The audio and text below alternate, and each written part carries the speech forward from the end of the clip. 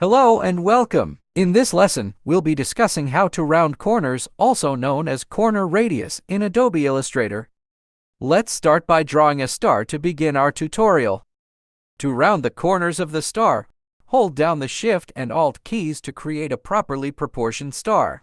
Now, let's make the corners of our star rounded and more oval-shaped. To do this, select the star and switch to the corner rounding mode by pressing the Alt key and choosing the Direct Selection tool. You'll notice small round icons appear on the corners of the star. These are called corner widgets or the corner rounding tool. The corner rounding tool works quite simply. When you round one corner, all the corners automatically adjust equally. If you drag the corner outward, the angles will increase, and if you move it closer to the center, the angles will decrease.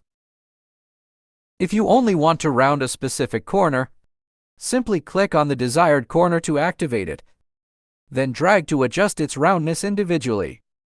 To round multiple corners at the same time, hold down the Shift key to select the corners you want, then adjust their roundness together. Sometimes when switching to the corner rounding mode, you might notice that the corner rounding icons aren't visible. In this case, go to the View menu at the top and ensure that Hide Corner widget isn't selected. If it is, deactivate it and the corner rounding icons will reappear. In this lesson, we learned how to round corners. In the next lesson, we'll cover new topics. Thank you! Don't forget to subscribe to our channel, like the video, and leave a comment. See you soon!